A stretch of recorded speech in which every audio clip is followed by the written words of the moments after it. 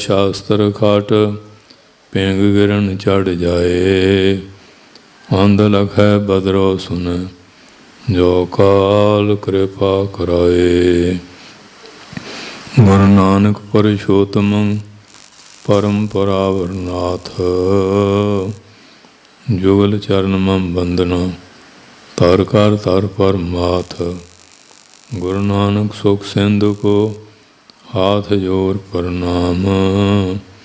जिस करना ते बढ़ियोगी पावह गत विश्राम। वाहिगुरु साहिब जीओ। बिलावल महला पंजवा। उदम करत आनंद पाया सिमरत सुख सार। जप जप नाम गोबिंद का पूरन विचार। उदम करत आनंद पाया सिमरत सुख सार। जप जप नाम गोबिंद का पूरन विचार। चरण कमल गुर के जपत हर जप हऊँ जीवा। पार ब्रह्म आराधते मुख अमृत पीवा। रहाओ जीव जंत सब सुख बसे सब काय मान लोच। पर उपकार नित चितवते नाहि कछ पूछ। धन सो थान बसंत धन जह जपिया नाम। कथा कीर्तन हर अत कना सुख सहज विश्राम। मन ते कदे न विसरै अनाथ को नाथ। नानक प्रभ शरणागति जाकै सब किश हाथ।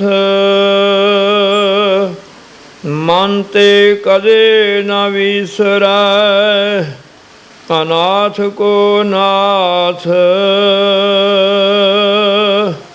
नानक प्रभ शरणागति जाकै सब किश हाथ। वाहिगुरु जी का खालसा वाहिगुरु जी की फतेह। धन धन साहिब श्री गुरु नानक देव जी महाराज। धन धन साहिब श्री गुरु गोबिंद सिंह साहिब जी महाराज। धन धन साहिब श्री गुरु ग्रंथ साहिब महाराज जी की महान बख्शिश कृपालता का सदका महापुरखों के श्रेष्ठ उद्यम और प्रचारक द्वारा सारिया संगतां दे सहयोग नाल धन धन साहिब श्री गुरु नानक देव जी महाराज आप जी दे सत्कारयोग पिता और माता जी की याद विच ये जो पवित्र स्थान बड़े प्यार दे नाल स्थापित किया गया। महापुरखों के मन की भावना के बड़े बड़े गुरसिखां की याद विच भी स्थान संगतां ने सुभावेमान किए हैं कि गुरु साहिब दे ਸਤਿਕਾਰਯੋਗ ਪਿਤਾ ਜੀ ਦੀ ਯਾਦ ਵਿੱਚ ਜਾਂ ਮਾਤਾ ਜੀ ਦੀ ਯਾਦ ਵਿੱਚ ਕੋਈ ਐਸਾ ਸਥਾਨ ਜਿਹਦੇ ਵਾਸਤੇ ਉਪਰਾਲਾ ਨਹੀਂ ਸੀ ਹੋਇਆ, ਸੰਗਤ ਦੀ, ਮਹਾਂਪੁਰਖਾਂ ਦੀ ਭਾਵਨਾ ਗੁਰੂ ਮਹਾਰਾਜ ਨੇ ਇਸ ਸਥਾਨ ਨੂੰ ਕਿਰਪਾ ਕਰਕੇ ਭਾਗ ਲਾਏ ਔਰ ਗੁਰੂ ਮਹਾਰਾਜ ਨੇ ਮਿਹਰ ਬਖਸ਼ਿਸ਼ ਕੀਤੀ ਕਿ ਧੰਨ ਧੰਨ ਸਾਹਿਬ ਸ੍ਰੀ ਗੁਰੂ ਗ੍ਰੰਥ ਸਾਹਿਬ ਮਹਾਰਾਜ ਦੇ ਸੋਹਣੇ ਪ੍ਰਕਾਸ਼ ਹੋਏ। ਮਹਾਰਾਜ ਦੀ ਅਪਰਪਾਰ ਕਿਰਪਾ ਦੇ ਨਾਲ ਸੰਗਤ ਔਰ ਪੰਗਤ ਦੀ ਜਿਹੜੀ ਮਰਜ਼ਾਦਾ ਜੋ ਮਹਾਰਾਜ ਆਪ ਚਲਾ ਗਏ, ਉਸ ਨੂੰ ਵੀ ਕਾਇਮ ਕੀਤਾ ਗਿਆ ਔਰ ਨਿਤਨੇਮ, ਕਥਾ ਕੀਰਤਨ ਜੋ ਗੁਰੂ ਘਰ ਦੀਆਂ ਇਹ ਪਰੰਪਰਾ ਹਨ ਔਰ ਮਹਾਂਪੁਰਖਾਂ ਵੱਲੋਂ ਜੋ ਸਿੱਖਿਆ ਮਿਲੀ ਹੈ, ਉਹਦੇ ਅਨੁਸਾਰ ਸਤਿਗੁਰੂ ਜੀ ਨੇ ਕਿਰਪਾ ਕੀਤੀ। ਸ਼੍ਰੀਮਾਨ ਸੰਤ ਬਾਬਾ ਜੋਗਿੰਦਰ ਸਿੰਘ ਜੀ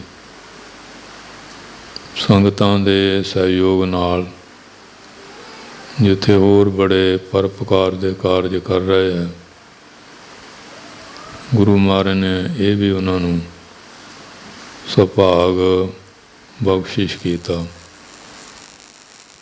ਦਮੇਲੀ ਨਗਰ 'ਚ ਸ਼੍ਰੀ ਅਨੰਦਪੁਰ ਸਾਹਿਬ ਦੀ ਪਾਵਨ ਧਰਤੀ 'ਚ ਆਪ ਸਾਰੀਆਂ ਸੰਗਤਾਂ ਭਲੀ ਭਾਂਤ ਜਾਣੂ ਤੇ ਜਾ ਕੇ ਨੇਤਰਾਂ ਨਾਲ ਦਰਸ਼ਨ ਵੀ ਕਰਦੇ ਹੋ, ਸਮੇਂ ਸਮੇਂ ਵਿਸ਼ਰਾਮ ਵੀ ਕਰਦੇ ਹੋ। ਮਹਾਰਾਜ ਨੇ ਬੜੀ ਕਿਰਪਾ ਕੀਤੀ ਹੈ ਤੇ ਗਿਆਨੀ ਜੀ ਨੇ ਬੜੇ ਪਿਆਰ ਨਾਲ ਸੰਧਿਆ ਸਮੇਂ ਸ਼੍ਰੀ ਰਹਿਰਾਸ ਸਾਹਿਬ ਜੀ ਦਾ ਨਿਤਨੇਮ ਆਪ ਸਾਰਿਆਂ ਨੂੰ ਸਰਵਣ ਕਰਾਇਆ ਹੈ। ਉਪਰੰਤ ਗੁਰੂ ਮਹਾਰਾਜ ਚਰਨਾਂ 'ਚ ਅਰਦਾਸ ਬੇਨਤੀ ਸ਼੍ਰੀ ਮੁਖ ਵਾਕ ਆਪ ਸਾਰਿਆਂ ਨੇ ਸਰਵਣ ਕੀਤਾ ਹੈ। ਗੁਰੂ ਕੇ ਸੇਵਾਦਾਰ ਰਾਗੀ ਸਿੰਘਾਂ ਨੇ ਸ਼ਬਦ ਕੀਰਤਨ ਸਾਰੀ ਸੰਗਤ ਨੂੰ ਸਰਵਣ ਕਰਾਇਆ ਹੈ। ਕੋਈ ਸਮੇਂ ਵਾਸਤੇ ਆਪ ਸੰਗਤਾਂ ਨੇ ਆਏ ਹੋਏ ਸ਼੍ਰੀ ਮੁਖ ਵਾਕ ਦੀ ਕਥਾ ਵਿਚਾਰ ਸਰਵਣ ਕਰਨੀ ਹੈ। ਬਾਣੀ ਗੁਰੂ, ਗੁਰੂ ਹੈ ਬਾਣੀ, ਵਿੱਚ ਬਾਣੀ ਅੰਮ੍ਰਿਤ ਸਾਰੇ, ਗੁਰਬਾਣੀ ਕਹੈ ਸੇਵਕ ਜਨ ਮੰਨੈ, ਪ੍ਰਤੱਖ ਗੁਰੂ ਨਿਸਤਾਰੇ। ਇਹ ਬਾਣੀ ਮਹਾਂਪੁਰਖ ਕੀ ਮਨ ਹੈ ਅਤਾਰਨ ਮਾਨ ਕੋ, ਅਕਾਲ ਮੂਰਤ ਹੈ ਸਾਧ ਸੰਤਨ ਕੀ, ਠਾਹਰ ਨੇਕੀ ਧਿਆਨ ਕੋ। ਗੁਰੂ ਸਾਹਿਬ ਜੀ ਨੇ ਇਹ ਆਪਣੇ ਮੁਖਾਰਬਿੰਦ ਤੋਂ ਬਾਣੀ ਬਖਸ਼ਿਸ਼ ਕੀਤੀ ਹੈ।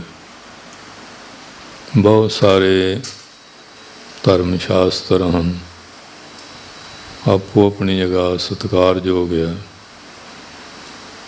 ਉਹਨਾਂ ਦੀਆਂ ਰਚਨਾਵਾਂ ਬਾਅਦ ਵਿੱਚ ਉਹਨਾਂ ਦੇ ਸੇਵਾਦਾਰਾਂ ਵੱਲੋਂ ਕੀਤੀਆਂ ਗਈਆਂ। ਧੰਨ ਧੰਨ ਸਾਹਿਬ ਸ੍ਰੀ ਗੁਰੂ ਗ੍ਰੰਥ ਸਾਹਿਬ ਮਹਾਰਾਜ ਦਾ ਐਸਾ ਸਰੂਪ ਹੈ ਜਿਹਦੀ ਰਚਨਾ ਗੁਰੂ ਮਹਾਰਾਜ ਨੇ ਆਪ ਕਿਰਪਾ ਕਰਕੇ ਕੀਤੀ ਹੈ ਔਰ ਆਪਣੇ ਜੀਵਨ ਕਾਲ ਵਿੱਚ ਇਹ ਸਰੂਪ ਤਿਆਰ ਕਰਕੇ ਇਹਨੂੰ ਗੁਰਤਾ ਗੱਦੀ ਬਖਸ਼ੀ ਔਰ ਸਾਰੇ ਦਰਬਾਰਾਂ ਵਿੱਚ ਪ੍ਰਕਾਸ਼ਮਾਨ ਕੀਤਾ। ਔਰ ਇਸ ਬਾਣੀ ਦਾ ਗੁਰੂ ਮਹਾਰਾਜ ਨੇ ਆਪ ਵੀ ਬਹੁਤ ਆਦਰ ਕਰਨਾ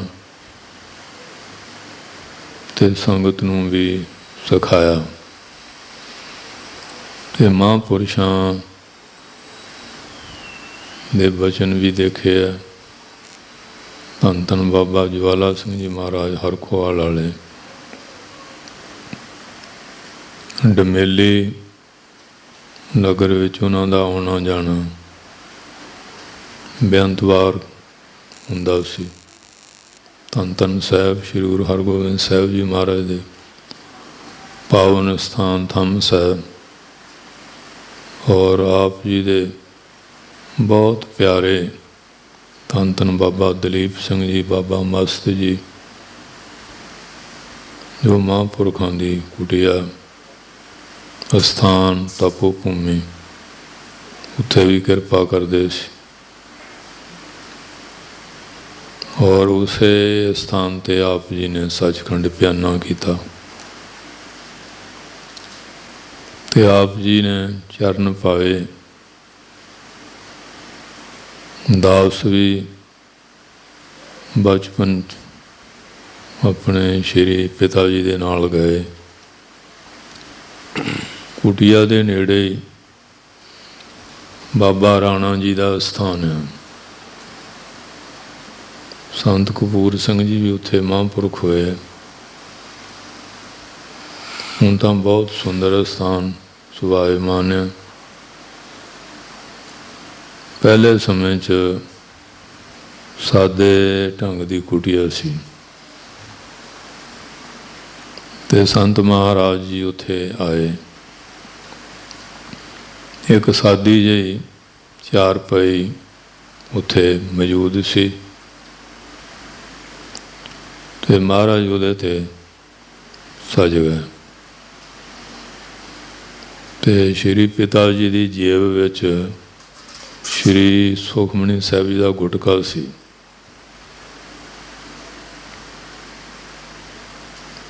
ਤੇ ਮਹਾਰਾਜ ਪੁੱਛਣ ਲੱਗੇ ਪਏ, ਭਾਈ ਸਾਹਿਬ ਇਹ ਜੇਬ ਵਿੱਚ ਕੀ ਹੈ?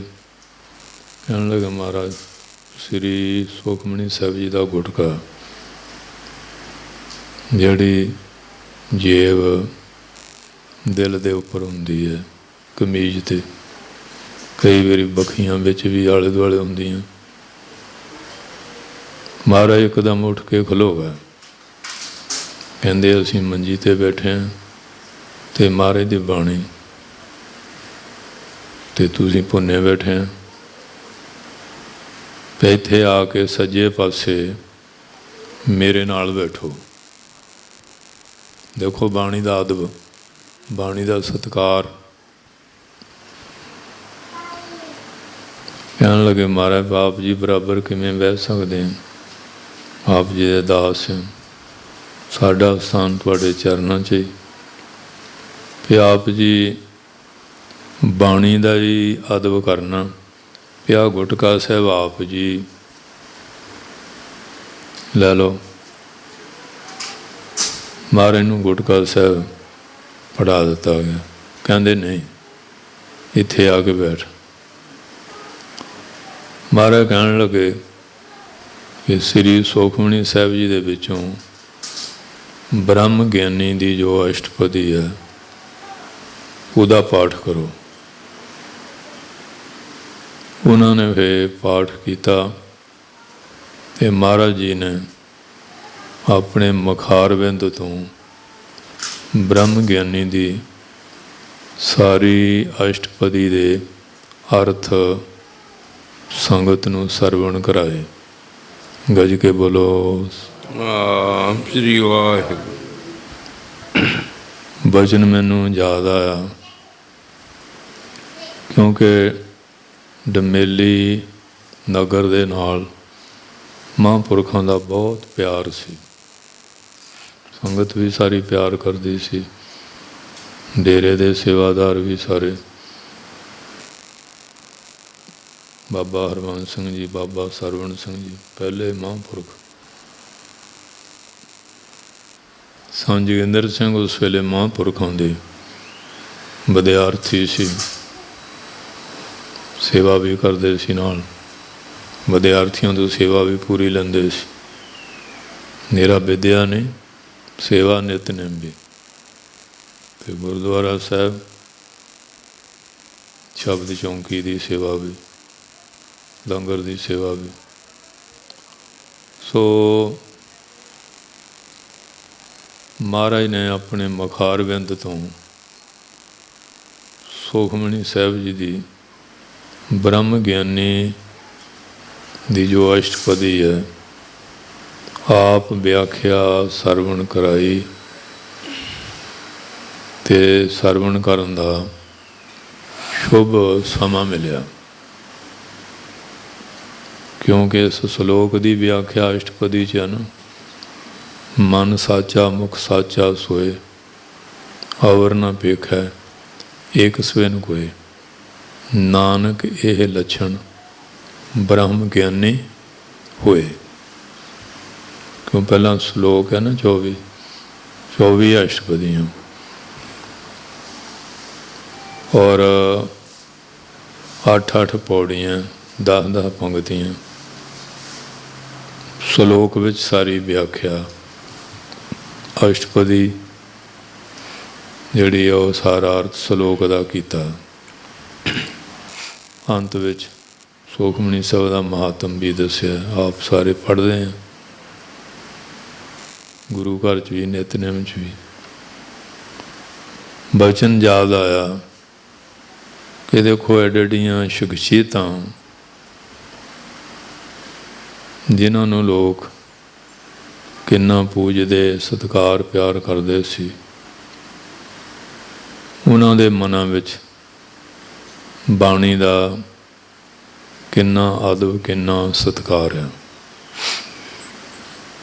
ਫਿਰ ਗੁਰੂ ਹਰਿਰਾਏ ਸਾਹਿਬ ਦੇ ਵੱਲੋਂ ਸੰਗਤ ਆਈ ਸੀ, ਪਲੰਘ 'ਤੇ ਬਿਰਾਜੇ ਸੀ, ਸੰਗਤ ਸ਼ਬਦ ਕੀਰਤਨ ਕਰਦੀ ਆਉਂਦੀ ਸੀ। ਬਾਣੀ ਦੇ ਸਤਿਕਾਰ ਲਈ ਇੱਕਦਮ ਉੱਠੇ, ਗੋਡੇ 'ਤੇ ਚੋਟ ਲੱਗ ਗਈ।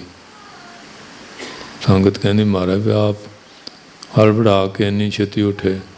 ਕਹਿੰਦੇ ਭਾਈ ਗੁਰੂ ਨਾਨਕ ਸਾਹਿਬ ਦੀ ਬਾਣੀ ਸੰਗਤ ਗਾਉਂਦੀ ਆ ਰਹੀ ਸੀ ਅੱਧ ਵੇਲੇ। ਕਹਿੰਦੇ ਮਹਾਰਾਜ ਤੁਸੀਂ ਤਾਂ ਆਪ ਸਰੂਪ ਹੈ ਬਾਣੀ ਦੇ। ਕਹਿੰਦੇ ਨਾ ਭਾਈ, ਇਹ ਦਰਗਾਹੀ ਅਕਾਲ ਪੁਰਖ ਦੀ ਬਾਣੀ ਹੈ।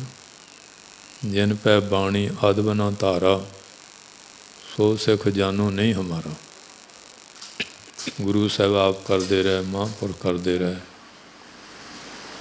ਸਾਡਾ ਸਾਰਿਆਂ ਦਾ ਹੀ ਫਰਜ਼ ਹੈ। ਵੈਸੇ ਤਾਂ ਮਾਤਾ ਪਿਤਾ ਆ, ਆਪੂ ਤੋਂ ਵੱਡੇ ਆ, ਵਿਦਵਾਨ ਆ, ਸਭ ਦਾ ਹੀ ਸਤਿਕਾਰ ਕਰਨਾ ਚਾਹੀਦਾ। ਬੱਚੇ ਆ, ਉਹਨਾਂ ਨਾਲ ਵੀ ਪਿਆਰ ਕਰਾਂਗੇ, ਗੁਰੂ ਘਰ ਨਾਲ ਜੁੜਨਗੇ। ਅਤੇ ਗੁਰੂ ਸਾਹਿਬ ਦਾ ਤਾਂ ਫਿਰ ਜਿੰਨਾ ਵੀ ਹੋ ਜਾਏ, ਗੁਰਦੁਆਰਾ ਸਾਹਿਬ ਆ, ਗੁਰੂ ਕਾ ਨਿਸ਼ਾਨ ਧਾਮ ਆ, ਗੁਰੂ ਦੇ ਸ਼ਸਤਰ ਵਸਤਰ ਆ। ਅਤੇ ਗੁਰੂ ਮਹਾਰਾਜ 'ਤੇ ਇਹ ਬਾਣੀ ਸਤ ਸਰੂਪ ਹੈ, ਗੁਰਬਾਣੀ ਬਣੀ। ਇਹ ਅਕਾਲ ਪੁਰਖ ਦਾ ਹੀ ਸਰੂਪ ਹੈ। ਸੰਤ ਸਰਦਾਰਾ ਸਿੰਘ ਜੀ ਬੁੱਟਰ ਬਦਨੀ ਸੁਣਿਆ ਹੋਣਾ, ਮੱਲ ਵਿੱਚ ਰਣੀਆਂ ਪਿੰਡ ਹੈ, ਉੱਥੇ ਉਹਨਾਂ ਦੇ ਦਰਸ਼ਨ ਲਈ ਗਏ। ਬੜੇ ਕਮਾਈ ਵਾਲੇ ਮਹਾਂਪੁਰਖ ਸੀ। ਇੱਕ ਪ੍ਰੇਮੀ ਆਇਆ, ਕਹਿੰਦੇ ਮਹਾਰਾਜ ਭਾਈ ਜਦੋਂ ਮੈਂ ਪੈਨਾ ਆਇਆ ਹੁੰਦਾ ਜਿਵੇਂ ਮੇਰੇ ਸਰੀਰ ਵਿੱਚ ਕਿੱਲ ਚੁੱਭਦੇ, ਸੂਲਾਂ ਚੁੱਭਦੀਆਂ।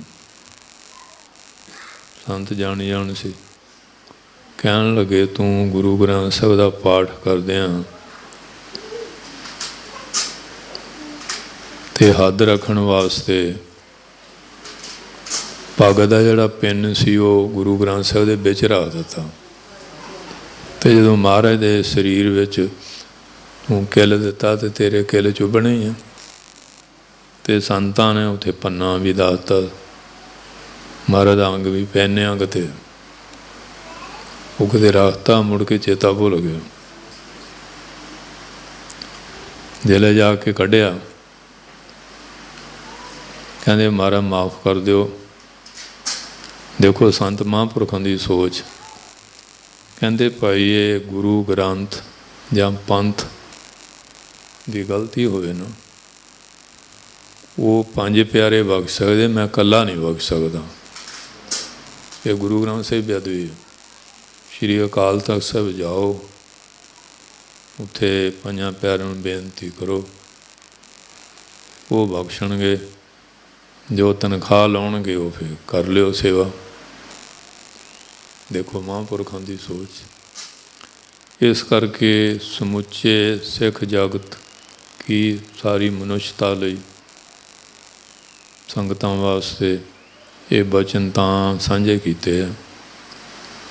ਮਹਾਂਪੁਰਖਾਂ ਦੇ ਬਚਨ ਦੱਸੇ ਆ, ਜਿਹੜੇ ਕੰਨਾਂ ਨਾਲ ਸੁਣੇ ਆ, ਦੇਖੇ ਆ, ਕਿ ਆਪਣਾ ਸਾਰਿਆਂ ਦਾ ਫਰਜ਼ ਬਣਦਾ ਇੱਕ ਓਂਕਾਰ ਤੋਂ ਲੈ ਕੇ 18 ਦਸਵੀਸ ਤੱਕ ਗੁਰੂ ਗ੍ਰੰਥ ਸਾਹਿਬ ਮਹਾਰਾਜ ਸਰੂਪ ਹੈ।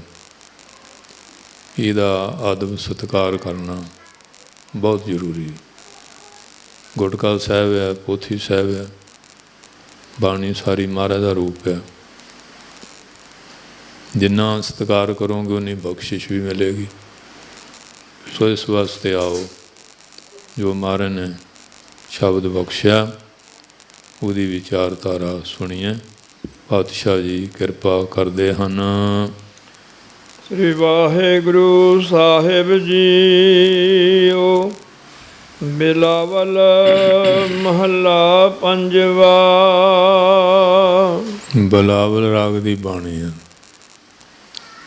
ਪੰਜਵੇਂ ਸਤਿਗੁਰੂ ਸ਼੍ਰੀ ਗੁਰੂ ਅਰਜਨ ਸਾਹਿਬ ਜੀ ਦੇ ਮੁਖਾਰਬਿੰਦ ਤੋਂ ਬਖਸ਼ਿਸ਼ ਹੋਏ ਸ਼ਬਦ ਦੀ ਵਿਚਾਰ ਸਰਵਣ ਕਰਨ ਦਾ ਆਪਾਂ ਸਾਰਿਆਂ ਨੂੰ ਸੁਭਾਗ ਪ੍ਰਾਪਤ ਹੋ ਰਿਹਾ ਹੈ। ਉਦਮ ਕਰਤ ਆਨੰਦ ਪਾਇਆ, ਸਿਮਰਤ ਸੁਖ ਸਾਰ। ਕਿਉਂਕਿ ਉਦਮ ਬਿਨਾਂ ਤਾਂ ਕੋਈ ਗੱਲ ਬਣਦੀ ਨਹੀਂ ਨਾ। ਹੁਣ ਅੰਮ੍ਰਿਤ ਵੇਲੇ ਵੀ ਉਦਮ ਕਰਾਂਗੇ, ਕਰਮ ਕਿਰਿਆ ਕਰਕੇ ਇਸ਼ਨਾਨ ਕਰਾਂਗੇ। ਇਸ਼ਨਾਨ ਲਈ ਵੀ ਉਦਮ ਕਰਨਾ ਪੈਂਦਾ। ਫਿਰ ਚੌਂਕੜਾ ਲਾ ਕੇ ਬਾਣੀ ਪੜ੍ਹਨੀ, ਸਿਮਰਨ ਕਰਨਾ, ਗੁਰੂ ਮਹਾਰਾਜ ਦੇ ਚਰਨਾਂ ਜਾ ਕੇ ਨਮਸਕਾਰ ਕਰਨੀ, ਸੇਵਾ ਕਰਨੀ।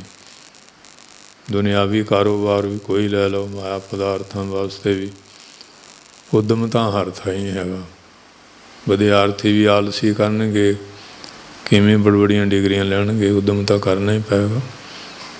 ਦਲਿੱਦਰੀ ਬੰਦਾ ਤਾਂ ਕੁਝ ਵੀ ਪ੍ਰਾਪਤ ਨਹੀਂ ਨਾ ਕਰ ਸਕਦਾ। ਉਹ ਦਲਿੱਦਰੀਆਂ ਦੀ ਕਹਾਣੀ ਹੈ। ਲੇਜ਼ੀ ਮੈਨ ਜਿਹੜੇ, ਉਹ ਜਾਮਣ ਦੇ ਦਰਖਤ ਥੱਲੇ ਮੂੰਹ ਅੱਡ ਕੇ ਪਏ ਸੀ। ਫਿਰ ਜਾਮਣ ਸਾਡੇ ਮੂੰਹ ਵਿੱਚ ਪੈ ਜਾਏ ਡਿੱਗ ਕੇ। ਉਹ ਪੁਲਿਸ ਵਾਲਾ ਆ ਗਿਆ, ਕਹਿੰਦੇ ਤੁਸੀਂ ਪਏ ਹੋਏ। ਇੱਕ ਕਹਿੰਦਾ ਦੇਖੋ ਜੀ, ਇਹ ਕਿੱਡਾ ਦਲਿੱਦਰੀ ਹੈ, ਮੇਰੇ ਮੂੰਹ 'ਚ ਜਾਮਣ ਨਹੀਂ ਪਾਉਂਦਾ। ਉਹ ਫੜ ਕੇ ਚੰਗਾ ਫਾਂਟਾ ਚਾੜਿਆ। ਫਿਰ ਸਾਈਂ ਲੋਕੋ ਤੁਸੀਂ ਡੂਡੇ ਪਿੰਗਲੇ ਤਾਂ ਹੈ ਨਹੀਂ। ਰੱਬ ਨੇ ਬੜੇ ਸੋਹਣੇ ਹੱਥ ਪੈਰ ਦਿੱਤੇ, ਉੱਤੇ ਚੜ੍ਹ ਕੇ ਆਪ ਵੀ ਖਾਓ, ਸੰਗਤ ਨੂੰ ਵੀ ਛਕਾਓ। ਇਹੋ ਜਿਹੇ ਦਲਿੱਦਰੀ ਬੰਦੇ ਜਿਹੜੇ, ਇਸ ਵਾਸਤੇ ਹਰ ਪਾਸੇ ਉਦਮ ਦੀ ਲੋੜ ਹੈ। ਮਹਾਰਾਜ ਕਹਿੰਦੇ ਉਦਮ ਕਰਤ ਆਨੰਦ ਪਾਇਆ। ਜਿਹੜਾ ਬੰਦਾ ਉਦਮ ਕਰਦਾ, ਇਸ਼ਨਾਨ ਪਾਣੀ ਕਰਕੇ ਨਾਮ ਬਾਣੀ ਸ਼ਬਦ ਦਾ ਅਭਿਆਸ ਕਰਦਾ, ਉਹਦੇ ਮਨ ਵਿੱਚ ਆਨੰਦ ਦੀ, ਸੁੱਖ ਦੀ, ਸ਼ਾਂਤੀ ਦੀ ਪ੍ਰਾਪਤੀ ਹੋ ਜਾਂਦੀ ਹੈ। ਸਿਮਰਤ ਸੁਖ ਸਾਰ। ਸਿਮਰਨ ਕਰਨ ਸਾਰ ਸੁਖ, ਜਿਹੜਾ ਸ੍ਰੇਸ਼ਟ ਸੁਖ ਹੈ, ਉਸ ਦੀ ਪ੍ਰਾਪਤੀ ਹੋ ਜਾਂਦੀ ਹੈ। ਜਪ ਜਪ ਨਾਮ ਗੋਬਿੰਦ ਕਾ। ਉਹ ਜਿਹੜੇ ਗੁਰਮੁਖ ਪਿਆਰੇ ਹੈ, ਮਨ ਕਰਕੇ, ਬਾਣੀ ਕਰਕੇ, ਗੋ ਜੋ ਇੰਦਰੀਆਂ ਦਾ ਬਿੰਦ ਪ੍ਰਕਾਸ਼ਕ ਹੈ, ਉਹਦੇ ਨਾਮ ਦਾ ਸਿਮਰਨ ਕਰਕੇ ਪੂਰਨ ਵਿਚਾਰ। ਉਹਨਾਂ ਨੂੰ ਪੂਰਨ ਵਿਚਾਰ। ਆਮ ਵਿਚਾਰਾਂ ਤਾਂ ਅਧੂਰੀਆਂ ਹੀ ਹਨ। ਜਿਹੜੀ ਆਤਮਾ ਪਦ ਦੀ ਪ੍ਰਾਪਤੀ ਦੀ ਵਿਚਾਰ ਹੈ, ਜੀ ਬ੍ਰਹਮ ਦੀ ਏਕਤਾ ਦੀ, ਪਰਮਾਤਮਾ ਦੇ ਮਿਲਾਪ ਦੀ, ਇਹ ਜਿਹੜੀ ਵਿਚਾਰ ਹੈ, ਇਹ ਵੀ ਪ੍ਰਾਪਤ ਹੋ ਜਾਂਦੀ। ਇੱਕ ਤਾਂ ਵਿਚਾਰ ਹੈ ਨਾ, ਚੋਰਾਂ ਦੀ ਵੀ ਚੋਰੀ ਕਿਵੇਂ ਕਰਨੀ ਹੈ, ਠੱਗੀ ਕਿਵੇਂ ਕਰਨੀ ਹੈ। ਇੱਕ ਵਿਚਾਰ ਹੈ ਮਾਇਆ ਕਿਵੇਂ ਕਮਾਉਣੀ ਹੈ। ਇਹ ਵੀ ਵਿਚਾਰ ਹੈ ਵਿਦਿਆ ਪੜ੍ਹ ਕੇ ਵਿਦਿਆ ਵਿਚਾਰੀ ਦਾ ਪਰਉਪਕਾਰ ਕਿਵੇਂ ਕਰਨਾ। ਇਹ ਵੀ ਵਿਚਾਰਿਆ ਕਿ ਆਤਮਾ ਗਿਆਨ ਦੀ ਪ੍ਰਾਪਤੀ ਮੋਕਸ਼ ਕਿਵੇਂ ਪ੍ਰਾਪਤ ਕਰਨੀ। ਅਤੇ ਮਹਾਰਾਜ ਸੱਚੇ ਪਾਤਸ਼ਾਹ ਕਹਿੰਦੇ ਜਿਲੇ ਬਾਰ-ਬਾਰ ਨਾਮ ਸਿਮਰਨ ਦਾ ਅਭਿਆਸ ਕਰੋਗੇ ਹਿਰਦਾ ਸ਼ੁੱਧ ਹੋ ਜਾਏਗਾ। ਪੂਰਨ ਜੋ ਪਰਮੇਸ਼ਰ ਹੈ ਉਹਦੇ ਮਿਲਾਪ ਦੀ ਜਿਹੜੀ ਸੱਤ ਅਤੇ ਅਸੱਤ ਦੇ ਨਿਰਣਾ ਕਰਨ ਵਾਲੀ ਵਿਚਾਰ, ਅਸੱਤ ਨੂੰ ਛੱਡਣਾ, ਸੱਤ ਸਰੂਪੀ ਆਤਮਾ ਪਰਮਾਤਮਾ ਨੂੰ ਪ੍ਰਾਪਤ ਕਰਨਾ, ਇਹ ਵਿਚਾਰ ਵੀ ਪ੍ਰਾਪਤ ਹੋ ਜਾਂਦੀ ਹੈ। ਚਰਨ ਕਮਲ ਗੁਰ ਕੇ ਜਪਤ। ਗੁਰੂ ਮਹਾਰਾਜ ਦੇ ਪਾਵਨ ਚਰਨ ਕਮਲਾਂ 'ਚ ਆ ਕੇ ਉਹਨਾਂ ਤੋਂ ਸੋਝੀ ਲੈ ਕੇ ਜਿਹੜਾ ਨਾਮ ਸਿਮਰਨ ਦਾ ਅਭਿਆਸ ਕਰਨਾ ਹੈ।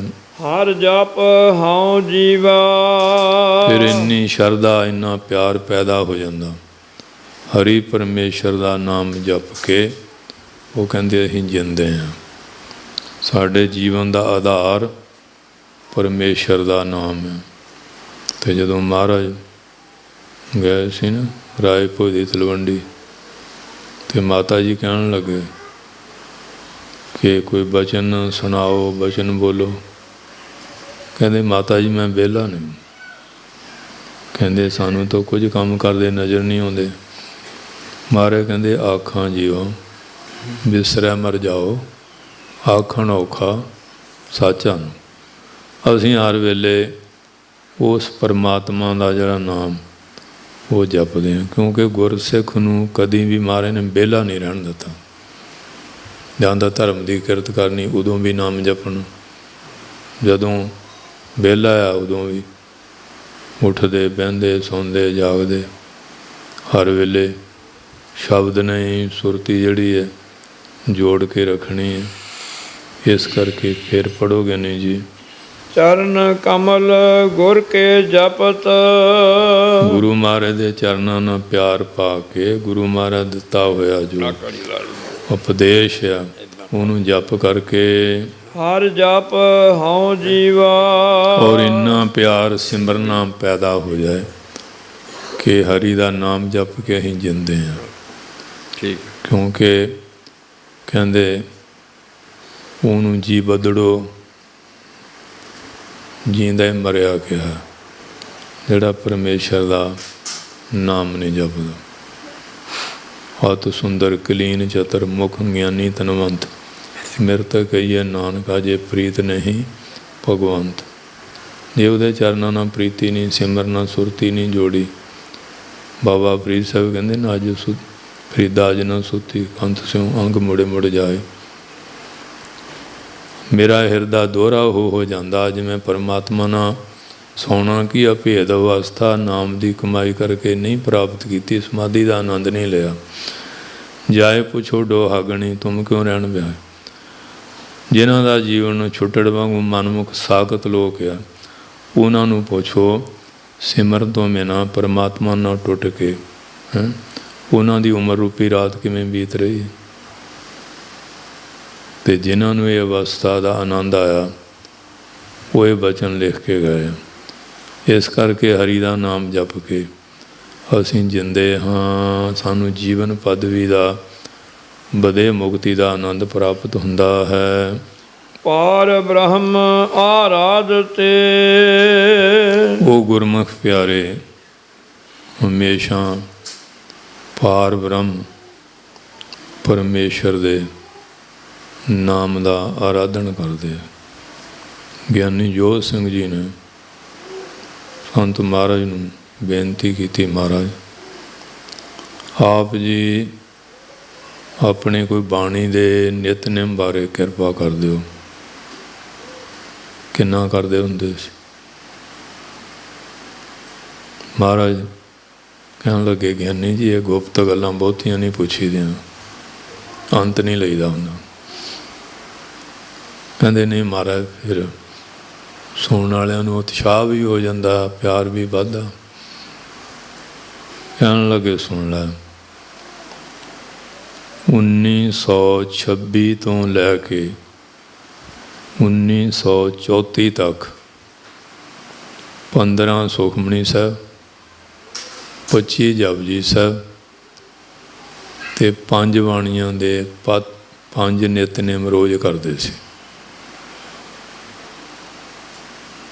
ਇਸ਼ਨਾਨ ਕਰਦਿਆਂ ਕਰਦਿਆਂ 5 ਸ੍ਰੀ ਜਪਜੀ ਸਾਹਿਬ ਪੜ੍ਹ ਲਈਦਾ ਸੀ।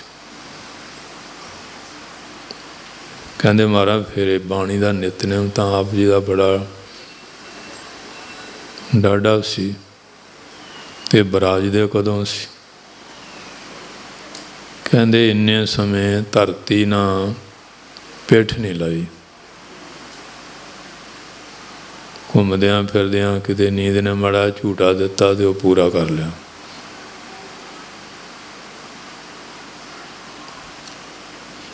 ਹੁਣ ਦੇਖ ਲੈਂਦੇ ਪਹਿਲਾਂ ਵੀ ਮਹਾਂਪੁਰਖਾਂ ਨੇ ਚੋਲਾ ਪਾਇਆ, ਲੋਕ ਸਤਿਕਾਰ ਕਰਦੇ ਆ, ਕਈਆਂ ਨੂੰ ਈਰਸ਼ਾ ਬੜੀ ਹੁੰਦੀ, ਪਰ ਇਹ ਨਹੀਂ ਵਿਚਾਰਦੇ ਕਿ ਉਹਨਾਂ ਲੋਕਾਂ ਨੇ ਕਿਸ ਤਰ੍ਹਾਂ ਘਾਲਣਾ ਘਾਲੀਆਂ ਹੁੰਦੀਆਂ, ਫਿਰ ਜਾ ਕੇ ਨਿਰੰਕਾਰ ਦੀ ਬਖਸ਼ਿਸ਼ ਪ੍ਰਾਪਤ ਹੁੰਦੀ। ਜਿਨੀ ਨਾਮ ਤੇ ਆਇਆ ਗਏ ਮਸਕਤ ਘਾਲ, ਨਾਨਕ ਤੇ ਮੁਕਤ ਉਜਲੇ ਕੀਤੀ ਛੁਟੀ। ਇੰਨੀ ਘਾਲ ਘਾਲ ਕੇ ਵੀ ਹਉਮੈ ਨਹੀਂ ਕਰਦੇ। ਕਈ ਵਾਰੀ ਐਸਾ ਕਈਆਂ ਨੂੰ ਹੋ ਜਾਂਦਾ। ਇੱਕ ਬਹੁਤ ਵੱਡਾ ਤਪਸਵੀ ਸੀ, ਨਾਰਦ ਜੀ ਆਏ, ਕਹਿੰਦੇ ਮਹਾਰਾਜ ਵੀ ਮੈਂ ਇੰਨੀ ਤਪੱਸਿਆ ਕੀਤੀ ਹੈ ਤੇ ਭਗਵਾਨ ਨੇ ਮੇਰੇ ਰਹਿਣ ਬਹਿਣ ਲਈ ਕਿਹੋ ਜਿਹਾ ਮੰਦਰ ਮਕਾਨ ਬਣਾਇਆ, ਤਿਆਰ ਕੀਤਾ ਸੱਚਖੰਡ 'ਚ। ਨਾਰਦ ਜੀ ਕਹਿੰਦੇ ਤੇਰੇ ਲਈ ਬੜਾ ਸੋਨੇ ਹੀਰਿਆਂ ਨਾਲ ਜੜਿਆ ਹੋਇਆ ਮੰਦਰ ਤਿਆਰ ਆ, ਜਿੱਥੇ ਤੈਂ ਰਹਿਣਾ। ਹਉਮੈ ਆ ਗਈ, ਕਹਿੰਦੇ ਕਿਤੇ ਮੁਫਤ ਦੇ ਰਿਹਾ ਮੈਨੂੰ ਭਗਵਾਨ, ਮੈਂ ਤਾਂ ਇੰਨੀ ਘਾਲ ਘਾਲੀ ਸੀ। ਹਉਮੈ ਆ ਗਈ, ਨਾਰਦ ਜੀ ਚਲੇ ਗਏ। ਅੱਗੇ ਚਲੇ ਗਿਆ ਨਾ ਪਾਣੀ ਪੀਣ, ਉਹ ਖੂਹ ਸੁੱਕਾ ਆ, ਗਾਂ ਗਿਆ ਉਹ ਵੀ ਸੁੱਕਾ। ਅੱਗੇ ਇੱਕ ਬੁੱਢਾ ਬੈਠਾ ਘੜਾ ਪਾਣੀ ਦਾ ਲੈ ਕੇ, ਕਹਿੰਦੇ ਮੈਂ ਪਾਣੀ ਬਿਨਾਂ ਮਰ ਰਿਹਾ, ਪਾਣੀ ਦਾ ਪਿਆਲਾ। ਉਹ ਕਹਿੰਦੇ ਮੁਫਤ ਨਹੀਂ ਮਿਲਦਾ, ਕੋਈ ਫੀਸ ਦੇਣੀ ਪਏਗੀ। ਬੇਟਾ ਕਹਿੰਦੇ ਮੈਂ ਤਾਂ ਫਕੀਰ ਹਾਂ, ਪੈਸੇ ਹੈ ਨਹੀਂ। ਕਹਿੰਦੇ ਆਪਣੀ ਤਪੱਸਿਆ ਦੇ ਦੇ। ਕਹਿੰਦੇ 10,000 ਸਾਲ ਦੀ ਤਪੱਸਿਆ ਤੇਰੀ ਜਿਹੜੀ ਉਹ ਲੈ ਕੇ ਇੱਕ ਪਿਆਲਾ ਪਾਣੀ ਦਾ ਦਊਂ। ਇਸ ਤਰ੍ਹਾਂ ਦਾ ਸਾਰੀ ਤਪੱਸਿਆ, ਕਹਿੰਦੇ ਤੈਂ ਹਉਮੈ ਕਰਕੇ ਸਭ ਕੁਝ ਗਵਾ ਲਿਆ। ਰੱਬ ਦੇ ਸੂਰਜ ਦੀ ਲਾਈਟ ਵਰਤਦਾ, ਰੱਬ ਦਾ ਪਾਣੀ ਵਰਤਦਾ, ਰੱਬ ਦੀ ਹਵਾ ਵਰਤਦਾ, ਰੱਬ ਦਾ ਦਿੱਤਾ ਇਹ ਸਰੀਰ ਵਰਤ ਰਿਹਾ, ਸਵਾਸ ਵਰਤ ਰਿਹਾ, ਤੇ ਤੂੰ ਰੱਬ ਦੀਆਂ ਦਿੱਤੀਆਂ ਚੀਜ਼ਾਂ ਬਰਾਬਰ ਕੀ ਕੀਤਾ? ਤਾਂ ਮਹਾਰਾਜ ਕਹਿੰਦੇ ਨੇ ਘਾਲ ਨਾ ਮਿਲਿਓ, ਸੇਵ ਨਾ ਮਿਲਿਓ, ਮਿਲਿਓ ਆਇਆ ਚਿੰਤਾ। ਇਹ ਤਾਂ ਬਖਸ਼ਿਸ਼ ਵਾਲੀ ਗੱਲ ਆ। ਪਰ ਉਹ ਜਿਹੜੇ ਮਹਾਂਪੁਰਖ ਉਹ ਕਮਾਈ ਕਰਕੇ ਜਣਾਉਂਦੇ ਨਹੀਂ, ਤੇ ਜੇ ਹਉਮੈ ਕਰ ਲਈ ਫਿਰ ਇਹੋ ਜਿਹਾ ਵੀ ਹੋ ਜਾਂਦਾ। ਸੋ ਇਸ ਵਾਸਤੇ ਮਹਾਰਾਜ ਸੱਚੇ ਪਾਤਸ਼ਾਹ ਕਿਰਪਾ ਕਰਕੇ ਸਾਨੂੰ ਸੋਝੀ ਦਿੰਦੇ ਆ, ਕੋਈ ਸੇਵਾ ਕਰਕੇ, ਸਿਮਰਨ ਕਰਕੇ, ਪੁੰਨ ਦਾਨ ਕਰਕੇ ਹੰਕਾਰ ਨਹੀਂ ਕਰਨਾ। ਇਹ ਬਿਰਤੀ ਰੱਖਣੀ ਹੈ, ਮੇਰਾ ਮੁਝ ਮੈਂ ਕਿਛ ਨਹੀਂ, ਜੋ ਕਿਛ ਹੈ ਸੋ ਤੇਰਾ, ਤੇਰਾ ਤੁਝ ਕੋ ਸੌਂਪਤੇ ਕਿਆ ਲੱਗੈ ਮੇਰਾ। ਇਸ ਵਾਸਤੇ ਮਹਾਰਾਜ ਕਿਰਪਾ ਕਰਦੇ ਹਨ। ਪਾਰ ਬ੍ਰਹਮ ਆਰਾਧਤੇ ਮੁਖ ਅੰਮ੍ਰਿਤ ਪੀਵਾ।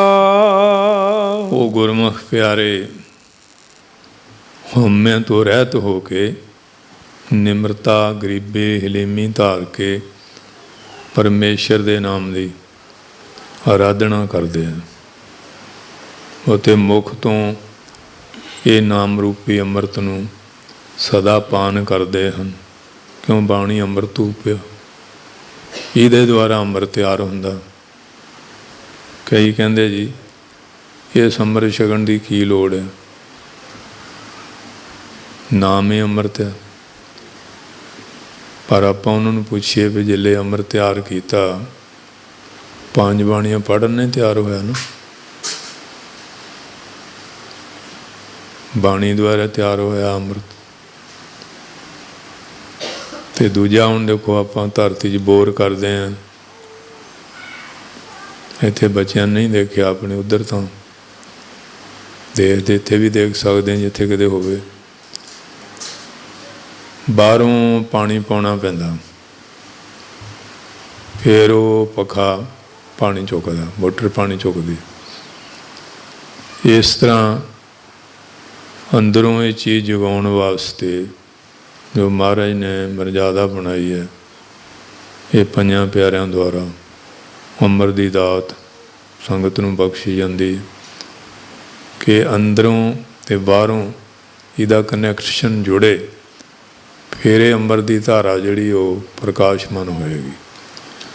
ਉਹ ਗੁਰਮੁਖ ਪਿਆਰੇ ਬਾਹਰੋਂ ਬਾਣੀ ਪੜ੍ਹਨ ਦਾ ਮਤਲਬ ਜਿਹੜੀ ਅੰਮ੍ਰਿਤ ਰੂਪੀ ਆਤਮਾ, ਉਹਦੇ ਨਾਲ ਸਾਡੀ ਅਟੈਚਮੈਂਟ ਹੋ ਜਾਏ, ਮਿਲਾਪ ਹੋ ਜਾਏ, ਤਾਲਮੇਲ ਜੁੜ ਜਾਏ। ਇਸ ਵਾਸਤੇ ਹੁਣ ਜਿਵੇਂ ਆਪਾਂ ਭੋਜਨ ਖਾਂਦੇ ਹਾਂ, ਮੈਦੇ ਵਿੱਚ ਚਲੇ ਗਿਆ, ਮੈਦੇ ਨੇ ਰਸ ਬਣਾ ਕੇ ਲੀਵਰ ਨੂੰ ਭੇਜਤਾ, ਲੀਵਰ ਨੇ ਖੂਨ ਬਣਾ ਕੇ ਦਿਲ ਨੂੰ, ਉੱਥੋਂ ਸਾਰੇ ਸਰੀਰ ਵਿੱਚ ਇਹ ਸੰਚਾਰ ਹੋ ਜਾਂਦਾ। ਕਿਤੇ ਵੀ ਮਾੜੀ ਜਿਹੀ ਚੋਭਲਾ ਜੀ ਉੱਥੋਂ ਖੂਨ ਨਿਕਲ ਗਿਆ, ਸਰੀਰ 'ਚ ਵਿਆਪਕ ਹੋ ਗਿਆ ਨਾ। ਇਸ ਤਰ੍ਹਾਂ ਜਦੋਂ ਮੁੱਖ ਨਾਲ ਬਾਣੀ ਪੜ੍ਹਦੇ ਹਾਂ, ਸਿਮਰਨ ਕਰਦੇ ਹਾਂ, ਉਹ ਵੀ ਸਾਰੇ ਵਿਆਪਕ ਹੋ ਜਾਂਦਾ। ਰਸਨ ਨਾਲ ਭੋਜਨ ਖਾਧਾ ਸੀ, ਉਹ ਭੋਜਨ ਖੂਨ ਬਣ ਕੇ ਸਾਰੇ ਸਰੀਰ 'ਚ ਵਿਆਪਕ ਹੋ ਗਿਆ। ਇਸ ਤਰ੍ਹਾਂ ਸਿਮਰਨ ਕੀਤਾ ਵੀ ਫਿਰ ਗੁਰਮੁਖ ਰੋਮ ਰੋਮ ਹਰਿ ਧਿਆਵੈ ਅਵਸਥਾ ਬਣ ਜਾਂਦੀ ਹੈ। ਪਹਿਲਾਂ ਸ਼ੁਰੂ ਰਸਨਾ ਤੋਂ ਹੀ ਹੁੰਦਾ। ਰਸਨਾ ਗੁਣ ਗੋਪਾਲ ਨਿਤ ਗਾਇਣ, ਸ਼ਾਂਤ ਸਹਿਜ ਰਹਿਸ ਮਨ ਉਪਜੋ, ਸਗਲੇ ਦੁਖ ਭਲਾਇਣ। ਫਿਰ ਹੌਲੀ ਹੌਲੀ ਕੰਠ ਹੈ ਜਾਂ ਹਿਰਦਾ ਆ, ਨਾਭੀ ਹੈ ਜਾਂ ਸਾਰੇ ਰੋਮਾਂ ਦਾ ਹੈ। ਸ਼ੁਰੂਆਤ ਜਿਹੜੀ ਹੈ ਉਹ ਰਸਨਾ ਤੋਂ ਹੀ ਹੁੰਦੀ ਹੈ। ਸੋ ਇਸ ਵਾਸਤੇ ਮਹਾਰਾਜ ਕਹਿੰਦੇ ਉਹ ਮੁੱਖ ਦੇ ਨਾਲ ਇਹ ਪ੍ਰਤੱਖ 5 ਪਿਆਰਿਆਂ ਦੁਆਰਾ ਤਿਆਰ ਕੀਤਾ ਅੰਮ੍ਰਿਤ ਗੁਰੂ ਮਹਾਰਾਜ ਦੀ ਹਜ਼ੂਰੀ, ਉਹ ਵੀ ਪੀਂਦੇ ਹੈ, ਬਾਣੀ ਰੂਪੀ ਅੰਮ੍ਰਿਤ ਵੀ ਛਕਦੇ ਹਨ। ਰਹਾਉ ਵਿਸਰਾਮ ਦੇ ਕੇ ਮਹਾਰਾਜ ਬਖਸ਼ਿਸ਼ ਕਰਦੇ ਹਨ। ਜੀ ਜੰਤ ਸਭ ਸੁਖ ਬਸੇ। ਬਸ ਉਹਨਾਂ ਦੀ ਭਾਵਨਾ ਕੀ ਹੈ? ਜਿੰਨੇ ਜੀਵ ਜੰਤੂ ਆ ਸਾਰੇ ਸੁੱਖ ਨਾਲ ਵਸਣ, ਕਿਸੇ ਨੂੰ ਕੋਈ ਦੁੱਖ ਦੀ ਪ੍ਰਾਪਤੀ ਨਾ ਹੋਵੇ, ਕਿਸੇ ਨੂੰ ਕੋਈ ਕਲੇਸ਼ ਨਾ ਹੋਵੇ, ਸਭ ਦਾ ਭਲਾ ਮਨਾਉਂਦੇ ਆ, ਸਭ ਦਾ ਭਲਾ ਸੋਚਦੇ ਆ, ਕਿਸੇ ਦਾ ਬੁਰਾ ਨਹੀਂ ਕਰਦੇ। ਫਰੀਦਾ ਬੁਰੇ ਦਾ ਭਲਾ ਕਰ, ਗੁੱਸਾ ਮਨ ਨਾ ਹੰਢਾਏ, ਦੇਹੀ ਰੋਗ ਨਾ ਲੱਗੇ, ਪੱਲੇ ਸਭ ਕੁਛ ਪਾਏ। ਇਸ ਵਾਸਤੇ ਸੂਖਮ ਜੀਵ ਆ, ਸਥੂਲ ਜੀਵ ਆ, ਉਹ ਸਾਰਿਆਂ ਦਾ ਹੀ ਭਲਾ ਸੋਚਦੇ ਹਨ। ਮਹਾਰਾਜ 6ਵੇਂ ਪਾਤਸ਼ਾਹ ਦੇ ਇਤਿਹਾਸ ਪ੍ਰਸੰਗ ਆਇਆ ਕਿ ਲਾਂਗਰੀ ਸਿੰਘ ਆਟਾ ਗੁੰਨ ਰਿਹਾ, ਆਟਾ ਗੁੰਨ ਕੇ ਉਹ ਕਾਂ ਕਿਤੇ ਆਇਆ, ਉਹ ਚੁੰਝ ਭਰ ਕੇ ਤੋੜ ਕੇ ਲੈ ਗਿਆ। ਉਹ ਗੁਰਸਿੱਖ ਨੂੰ ਆਇਆ ਗੁੱਸਾ, ਹੁਣ ਗਲੇਲਾ ਮਾਰਿਆ ਤੇ ਉਹਦੀ ਲੱਤ ਟੁੱਟ ਗਈ। ਉਹ ਮਹਾਰਾਜ ਨੇ ਦੇਖਿਆ ਵੀ ਇਹਦੀ ਲੱਤ ਕਿੰਨ ਤੋੜੀ ਹੈ? ਕਹਿੰਦੇ ਮਹਾਰਾਜ ਉਹ ਪੇ ਆਟਾ ਸੀ ਤੇ ਮੈਂ ਗਲੇਲਾ ਮਾਰਿਆ। ਕਹਿੰਦੇ ਤੈਂ ਤਾਂ ਉਹਨੂੰ ਲੰਗੜਾ ਕਰਤਾ ਨਾ, ਉਹ ਹੁਣ ਵਿਚਾਰਾ ਉੱਡੇਗਾ ਕਿਵੇਂ? ਮਹਾਰਾਜ ਬੜੇ ਨਾਰਾਜ਼ ਹੋਏ। ਸਮਾਂ ਬੀਤਦਾ ਰਿਹਾ ਪਰ ਉਹਨੂੰ ਸੇਵਾ ਨਹੀਂ ਛੱਡੀ। ਫਿਰ ਬਾਬਾ ਬਿਧੀ ਚੰਦ ਜੀ ਨੂੰ ਬੇਨਤੀ ਕੀਤੀ ਤੇ ਉਹ ਮਹਾਰਾਜ ਨੇ ਬਚਨ ਕੁਝ ਸਖਤ ਕਹੇ ਸੀ। ਬਾਬਾ ਬਿਧੀ ਚੰਦ ਕਹਿੰਦੇ ਮੈਂ ਆਪਣੇ ਤੇ ਚੱਲ ਲਊਂਗਾ ਤੇ ਆ ਜਾ। ਗੁਰਸਿੱਖ ਵੀ ਪਰਉਪਕਾਰੀ ਹੁੰਦੇ ਆ, ਪਰਉਪਕਾਰੀ ਗੁਰੂ ਪਿਆਰੇ। ਮਹਾਰਾਜ ਨੇ ਬੇਨਤੀ ਕੀਤੀ। ਫਿਰ ਮਹਾਰਾਜ ਫਿਰ ਆਟੇ ਦੇ ਸਤਿਕਾਰ ਵਾਸਤੇ ਲੰਗਰ ਦੇ ਹੀ ਤੋਂ ਹੋਇਆ, ਵੀ ਜਾਣ ਕੇ ਤਾਂ ਕੀਤਾ ਨਹੀਂ।